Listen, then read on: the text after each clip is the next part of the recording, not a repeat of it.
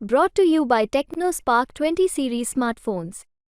बारामती लोकसभा मतदारसंघाची निवडणूक जाहीर झाल्यापासून एक चर्चा सुरू झालेली आहे की पवार विरुद्ध पवार असा सामना जो आहे तो बारामतीमध्ये रंगणार आहे. आणि बारामतीमध्ये सध्या सगळं पवार कुटुंबीय जे आहे ते सुप्रिया सुळे यांच्या प्रचारात उतरलेलं आहे. आपल्यासोबत शर्मिला वहिनी पवार आहेत, ज्या की अजित पवार यांच्या भाऊजाई आहेत आणि त्यांच्याशी आपण बोलणार आहोत. वहिनीसाहेब, काय सांगाल?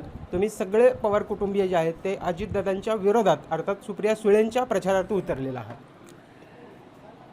हा प्रश्न तुम्ही आज मला विचारलेला आहे. आम्ही कोणाच्याही विरोधात नाही, पण आम्ही साहेबांना साथ देण्याकरता आम्ही आज सर्व कुटुंबीय उतरलेलो आहोत. कसं आहे, आज शेवटी सुप्रियाताई श्रीनिवास पवार त्यांचे मोठे बंधू आहेत, मी त्यांची भाऊजाई आहे. आणि मला असं वाटतं आपल्या भारतीय संस्कृतीमध्ये आपली जी नणंद असते तिचा आपण मान आणि सन्मानच ठेवला पाहिजे. तिच्या सासरी तिच्या सासरची लोक जेव्हा बघत असतील तर ते आज बघत असतील की बारामती आणि सुप्रियाताईंच्या मतदारसंघातली लोक सुप्रियाताईंना विजयी करतील का पराजित करतील हे पाहत असतील. तर मला आमच्या सर्व पवार कुटुंबियांचं एकच म्हणणं आहे की आपली जी लेक आहे ही जी माहेरवाशीण आहे, हिला आपण तिचा मान सन्मान ठेवूनच तिच्या सासरी त्यांना आपण पाठवलं पाहिजे, त्यांना विजयी केलं पाहिजे आणि त्यांचा जो आवाज आहे तो संसदेमध्ये पुन्हा एकदा गाजला पाहिजे, एवढीच आमची सर्वांची इच्छा आहे. तुम्ही लोकसभा मतदारसंघामध्ये दौरे करता आहात, काल पुरंदरला झाला, आज बारामतीत आहात, इंदापूरमध्ये आहात. काय लोकांच्या भावना जाणवत आहेत तुम्हाला? कसा रिस्पॉन्स आहे? रिस्पॉन्स कुठल्या मुद्द्यावर हे तुम्ही लोकांमध्ये भेटता? रिस्पॉन्स अतिशय पॉझिटिव्ह आहे. लोकांच्यामध्ये एवढा उन्हाळा असून देखील खूप उत्साह आहे. लोक दुपारची आत्ता वेळ आहे पण तुम्ही पाहू शकता इथे प्रचंड संख्येने लोक, महिला भगिनी सर्वच जण आज इथे उपस्थित आहेत. तर त्याच्यामुळे मला असं वाटतं आम्ही जिथे जिथे गेलेलो आहोत आजपर्यंत तिथे सगळ्या ठिकाणी रिस्पॉन्स अतिशय हे पॉझिटिव्ह सकारात्मक आहे. आणि कुठले मुद्दे घेऊन लोकांना भेटतायत तुम्ही, काय सांगता? आम्ही हे बघा विकासाचे अजितदादांकडून विकासाचा मुद्दा सांगितला जातोय, विकास काम सांगितलं जात आहे. तर असं देखील म्हटलं जात आहे की सुप्रिया सुळेंकडून कुठेतरी भावनिक करण्याचा प्रयत्न होतोय. तुम्हाला तसं जाणवतंय का? लोकांमध्ये हे बघा कसं आहे, ही निवडणूक ही 2 मुद्द्यांवरती लढली जाणार आहे हे आपण सर्वांनी मान्य केलं पाहिजे. भावनिक तर आहेच केव्हाही, कारण ताई आमच्या घरातल्या आहेत, तुमच्या घरातली लेक आहे ती, साहेबांची मुलगी आहे ती. ओके. दुसरा मुद्दा राहिला विकासाचा. मी आज ज्या ज्या ठिकाणी मी बाहेर जाते, बारामतीच्या बाहेर जेव्हा मी प्रचाराला जाते त्यावेळेला मला जेव्हा तिथले कार्यकर्ते सांगतात की इथे हे काम झालं ते काम झालं, म्हणजे काय काय कामं मला देखील माहिती नव्हती, ताईंनी काय काय कामं केलेली आहेत, साहेबांनी काय काय कामं केली आहेत. काय होतं आपल्याकडं ना त्याचा गवगवा कधी केला गेला नाही. अनेक कामं अशी पुरंदर असेल, भोर असेल, वेल्हा असेल या भागामध्ये ताईंनी खूप कामं केलेली आहेत. एवढंच फक्त चुकलंय त्यांचं की त्यांनी कधीही त्याचा बाहेर येऊन गवगवा केला नाही. म्हणजे कधी कधी आपल्याकडं असं म्हणतात ना की जे बोलणाऱ्याचं काय आंबाडी काय विकले जाते आणि न बोलणाऱ्याचं सोनं देखील घेतलं जात नाही. मला असं वाटतं ताईंच्याकडून ती एक कदाचित चूक झाली असेल की त्या नुसत्या काम करत गेल्या आणि त्यांनी स्वतःचा प्रचार की मी हे केलं मी ते केलं असं कधी त्या बोलल्याच नाहीत. कदाचित तसं झालं असेल. तुम्ही आता भाषणांमध्ये सांगताय की एक मलिदा गँग सक्रिय झाली. गेल्या महिना दीड महिन्यांपासून हा शब्द जो आहे तो बारामती म्हणजे खूप प्रचलित झालेला आहे. तुम्ही देखील त्याचा उल्लेख वारंवार करताय. काय आहे नेमकी मलिदा गँग? तुम्हाला काय वाटतंय? कसं आहे, हा शब्द जो आहे न वापरलेला गेला हे मी तुमच्या चॅनलवरती आणि जे आमचे बाहेरचे लोक जे आहेत तेच वापरताना मी पाहिलेलं आहे.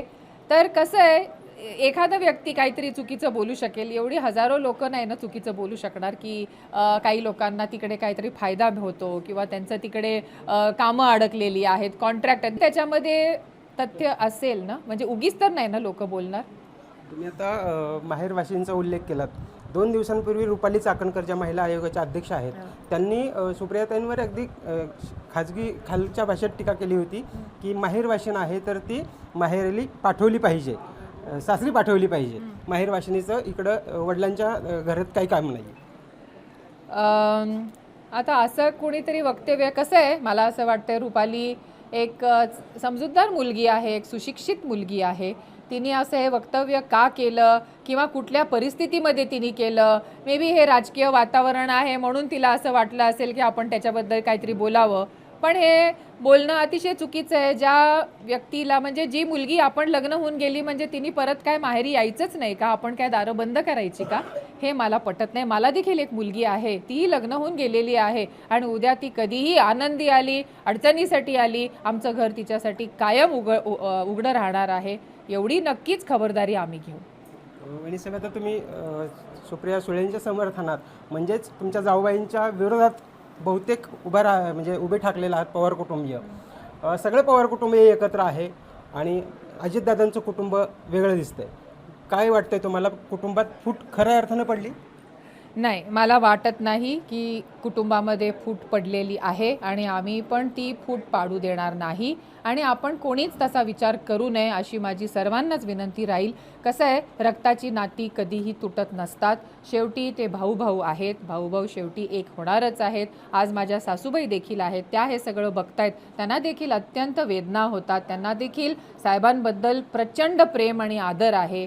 आणि परंतु राजकारणात जसं मी मगाशी म्हणाले की राजकारणात कधी कधी अशी समीकरणं येतात, परिस्थिती अशी येते की काही लोकांना कधी कधी वेगळे निर्णय घ्यावे लागतात. मग ते योग्य आहेत का अयोग्य आहेत हे ज्यांनी त्यांनी ठरवावे ना. तुम्ही सासूबाईंचा विषय काढलात म्हणून गेल्या काही दिवसांपासून अशी चर्चा सुरू झाली आहे की अजितदादांच्या विरोधात त्यांची आई म्हणजे तुमच्या सासूबाई देखील उभ्या असणार आहेत आणि नारळ फोडण्याच्या कार्यक्रमाला पवारसाहेबांच्या व्यासपीठावर दिसतील. कितपत खरं आहे? असं हे मी नाही, हे तुमच्याकडनंच ऐकते मी आत्ता. मी तरी काय ऐकलेलं नाही आहे, त्याच्यामुळे मी त्याच्यावर भाष्य करणं योग्य ठरणार नाही. भाजपने जे पवार कुटुंबात फूट पाडायचा प्रयत्न केलेला आहे त्याच्याकडे कसं बघता तुम्ही? कसं आहे, जसं मी आता परत मी तेच म्हणेन, शेवटी हे राजकारण आहे आणि इथे कुठल्याही पक्षाचं मला नाव घ्यायचं नाही आहे. आपणच हे ठरवलं पाहिजे. बाहेरचे लोक येऊन आपल्यामध्ये फूट पाडायला बघणारच ना. आपण ठरवलं पाहिजे ना की फूट पाडायची का नाही पाडायची. त्या वेळेला आपण इलेक्शन लढू, ते झाल्यावरती आपण सर्वजण पुन्हा एकत्र येऊया ना. आणि काय येऊ नये? निश्चितपणे पक्ष जे आहे ते फूट पाडण्याचा प्रयत्न करणार, मात्र कुटुंबातल्या सदस्यांनी ठरवायचं आहे आपल्या कुटुंबात फूट पाडू द्यायची का नाही. असंच मत जे आहे ते शर्मिला वहिनींनी व्यक्त केलेलं आहे. कॅमेरामॅन अमोल समी, वसंत मोरे, मुंबई तक, बारामती.